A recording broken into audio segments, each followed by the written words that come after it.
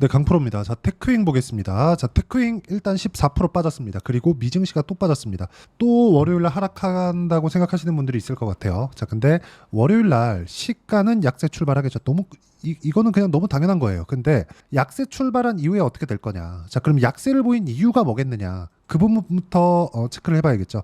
자, 일단 여기까지 하락한 부분이 있죠. 여기까지 하락한 내용은 그동안 높은 프리미엄을 받고 있었죠. 그리고 검사 장비 관련된, 그렇죠? 하이닉스에서 HBM 관련된 내용을 계속해서 이 그 후공정 테스트 업체들을 계속해서 타진을 해온 결과 지금 메모리 수율 있죠? HBM 수율이 90%까지 올라왔다는 오피셜한 발표를 했습니다. 자, 그러면 여기는 끝이에요. 그렇죠?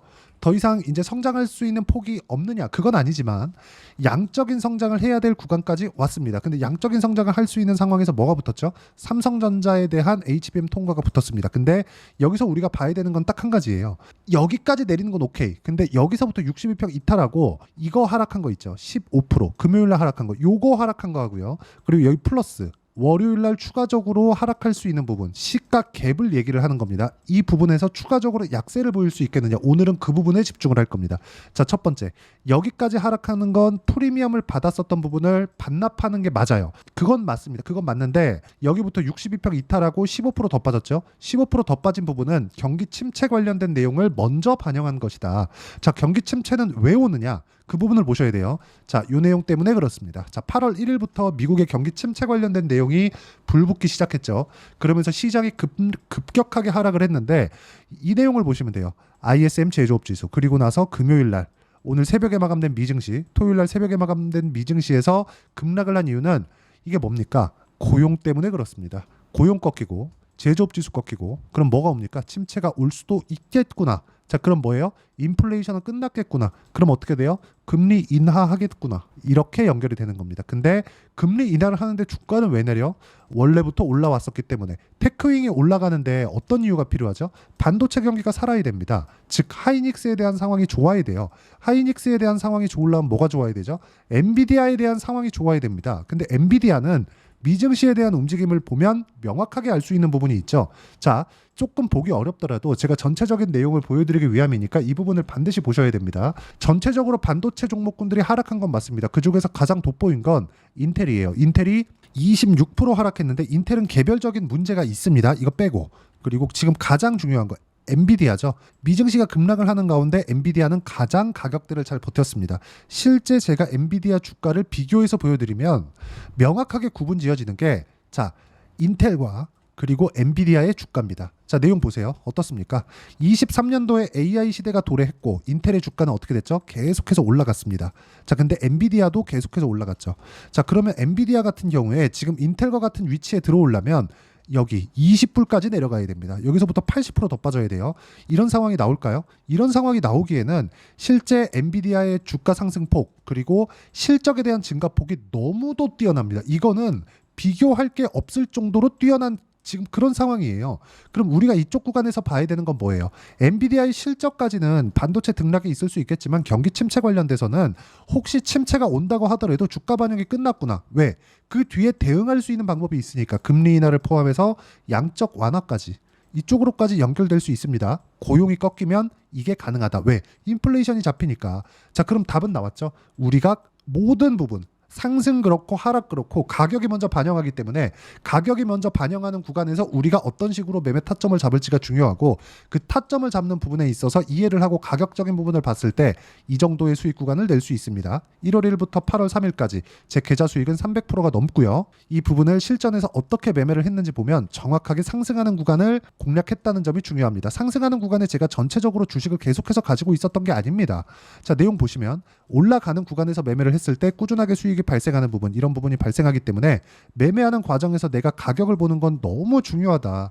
자, 그럼 반도체 종목군들 중에서 어떻게 매매를 했는지 보면 DI 보면 어떻습니까? 상승하는 구간마다 계속해서 매매를 해왔고, 매매하는 과정 속에서 내가 올라가는 구간에 맞춰서 매매를 했을 때 25%, 14% 이런 정도의 상황을 만들 수 있기 때문에 가격을 보는 것만큼 중요한 건 없습니다. 그리고 이 내용은 제가 제 채널에서 라이브를 진행합니다. 라이브에서 어떤 식으로 매매할지 상황을 보면서 이야기를 드리고 있으니까 다 라이브 참여하시면 되고요. 다 무료로 진행하고 있으니까 상단에 있는 전화번호로 라이브라고 문자 보내주시면 되고 구독과 좋아요 눌러주시면 무료 입장 가능합니다. 자, 근데 여기서 장중에 있죠. 장중에 어떤 식으로 매매 진행이 되는지 그리고 실제 시세를 보면서 내가 어떻게 타점을 잡아야 되는지 그 부분에 대해서는 여기 소통방에서 함께 공유를 해드리고 있으니까 상단에 있는 전화번호로 구독이라고 문자 보내주시면 소통방 입장 링크를 함께 공유를 해드리도록 하겠습니다. 자, 그러면 가장 중요한 거 가격이라고 제가 누차 말씀드렸죠. 그 가격 기준에서 우리가 테크윙을 봤을 때 지금 어떤 위치에 있는지를 다시 보겠습니다. 자, 테크윙은 지금 하고 있는 일이 있습니다. 반도체 검사 장비. 자, 그리고 반도체 검사 장비는 지금 굉장히 중요한 역할을 합니다. 검사는 뭐예요? 만들고 나서 수율이 어느 정도 나오는지 그 높이는 역할을 합니다. 테스트를 하면서 어디에 문제가 있는지 어떤 공정을 계속해서 개선을 해야 되는지를 지속적으로 피드백을 해줍니다. 자, 그게 지금 테크윙의 결합 검사, 전기적인 특성 검사, 신뢰성 테스트 이런 부분입니다. 이걸 제가 이해를 돕기 위해서 하나하나 써가면서 이야기를 드리도록 하겠습니다. 자, 이 부분에 대해서 이해가 된다면 여러 가지 부분들이 해소가 될 겁니다. 아까 전에 말씀드렸죠? 자, 첫 번째 결함 검사가 있고요. 결함 검사는 HBM 다이와 TSV 연결부의 결함을 검사합니다. 미세한 결함도 성능에 큰 영향을 미칠 수 있기 때문에 고정밀 검사가 필요하다. 이런 부분을 테크윙에서 맡고 있는데 이런 부분이 어디랑 영향을 미치느냐? 하이닉스의 영업이익하고 연관이 되는 겁니다. 자, 웨이퍼를 놓고 여기서 반도체를 만들어 두죠. 그렇죠? 반도체를 만드는데 웨이퍼 한 장당 가격이 비싸다 보니까 웨이퍼 하나에서 나오는 반도체, 그렇죠? 실제 쓸 수 있는 양질의 반도체를 어느 정도 사용할 수 있는지 그 부분이 높아지면 높여질수록 수율이 높아진다고 표현을 합니다. 그런 부분을 높이는 역할을 하고요. 자, 두 번째, 전기적 특성 검사, HBM의 전기적 특성을 검사해서 각 다이와 전체 모듈의 동작이 정상적인지 확인한다. 이것도 아까 전에 말씀드렸죠. 계속해서 수율을 높이는 작업에 들어갑니다. 자, 세 번째, 신뢰성 테스트입니다. HBM이 고온, 고습, 다양한 환경 조건에서 안정적으로 동작하는지 테스트합니다. 그쵸? 자, 지금 HBM 이야기를 할 때 삼성전자에서 못하고 있는 부분이 뭐였죠? 고온입니다. 그쵸? 고온이에요. 높은 열을 잡아야 되는데 높은 열을 잡을 수가 없는 겁니다. 그러면 열을 낮추기 위해서 어떠한 이 문제점을 잡아야 되는데 그걸 잡기 위한 조건을 삼성전자에서 못 맞추고 있는 겁니다. 실제 HBM3는 통과를 했다고 하지만 그게 지금 빅테크에서 사용하는 쪽으로 들어가는 게 아니라 중국 쪽 저가형 제품에 들어갑니다. 이것조차도 사실상 많이 불편하죠. 근데 하이닉스에서는 이런 부분을 테크윙 장비를 통해서 해결했다는 부분이 중요하고 이런 부분과 함께 다른 부분도 있지만 사실상 이것보다 더 중요한 게 주가라고 볼 수가 있겠죠. 주가에 대한 언제 공략하고 언제 타점을 잡아야 되는지가 중요한데 이런 부분이 어디서 발생한다?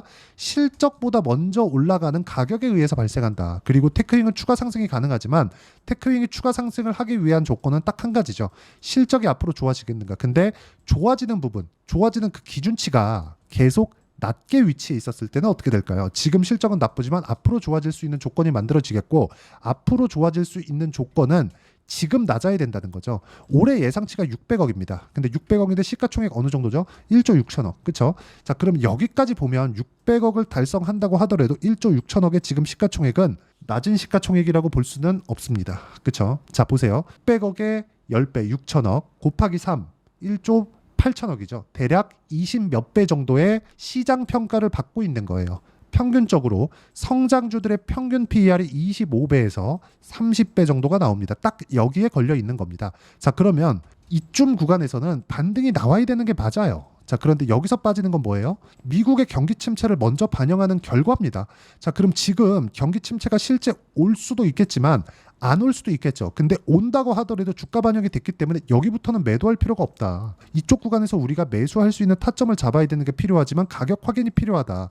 그런 부분을 이해했을 때 아까 전에 보셨죠? 제가 실제 매매를 어떻게 진행하는지 확인하고 매매를 진행하는 부분, 이런 부분을 어떤 식으로 해야 되는지를 제가 라이브에서 함께 공유를 해드리도록 할 테니까 상단에 있는 전화번호로 라이브라고 문자 보내주시면 제가 라이브 입장 링크 함께 공유를 해드리도록 하겠고 다 무료로 진행하고 있습니다. 자, 그러면 이런 가격 전략을 만들기 위해서 내가 어떤 식으로 공략을 해야 되는지 그쵸? 실제 매매 전략 관련돼서는 테크윙의 단기 보유 전략으로 매매 준비를 해왔고요. 그리고 단기 보유 전략은 2주 동안 내가 어느 정도 가격대의 매매 구간을 만들 것인지 그 내용에 대한 부분이고, 무엇보다 중요한 내용은요, 단기 보유 전략을 이용해서 제가 테크윙의 급락 구간, 그쵸? 급락 구간의 실시간 타점을 문자로 공유를 해드리도록 할 테니까 상단에 있는 전화번호로 테크윙이라고 문자 보내주시면 단기 보유 전략과 실시간 타점을 문자로 공유를 해드리도록 하겠습니다. 자, 어떤 식으로 매매 진행이 되어야 되는지 그 부분에 대해서 제가 이야기를 드린 거고, 이 내용에 맞춰서 어떻게 내가 가격 판단을 하고 어떤 식으로 가격 분류를 할지 그 내용에 대해서 상세하게 이해를 시켜드리도록 할 테니까 영상 끝까지 시청하시고요. 모든 분들이 성공 투자하셨으면 참 좋겠습니다.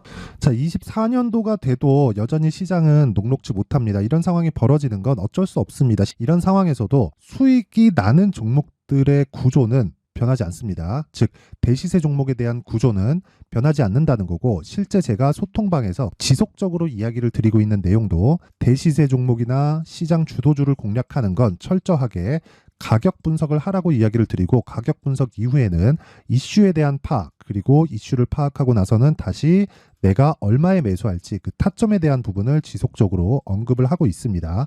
자, 근데 생각해 보세요. 시장이 굉장히 어려웠습니다. 어려운 상황에서의 어떤 종목들이 강했냐 보면 반도체와 그리고 바이오입니다. 자, 실제 여기 보면요.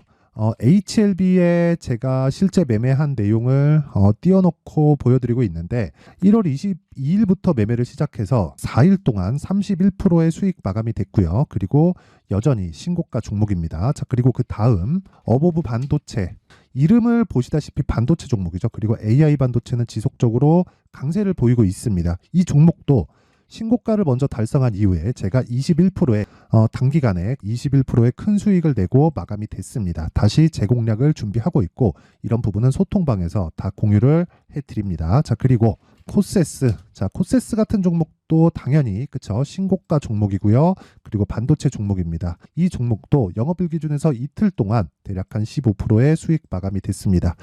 내용을 한번 보시면 어떻습니까? HLB를 포함해서 뭐 30%, 20%, 뭐 15% 이런 식의 수익이 지속적으로 발생하고 있는데, 이 세 종목 모두 다 신고가 종목이고 1월 달에 시장이 약세를 보이고 있는 구간에서도 강했었던 그런 종목입니다. 특징점이 하나 있는데, 그 이슈에 앞서서 가격이 먼저 반영했다는 거죠. 그렇게 제가 가격을 먼저 보고 이슈에 대해서 파악하는 이유는 결과적으로는 큰 시세를 먹기 위한 사전 준비 작업입니다. 실제로 큰 시세를 먹기 위해서 사전 준비 작업을 했을 때 여기 레인보우 로보틱스 127%, 그리고 ISC 98%, 그리고 한미반도체 97%의 큰 수익을 내는 상황을 만들 수 있습니다. 어떤 식으로 소통방에서 진행됐는지, 그쵸? 그 상황을 제가 이야기를 드린 건데, 이런 상황도요, 당연히 신고가를 공략했을 때 가능한 겁니다. 자, 그러면 이번에도 마찬가지입니다. 그쵸? 정부 주도의 코리아 디스카운트 해소 방안이 2월 달에 발표를 하고요. 그리고 2월 달에 발표된 내용을 토대로 주가가 움직이는 게 아니라 이미 움직인 내용이 있죠. 실제 이 내용은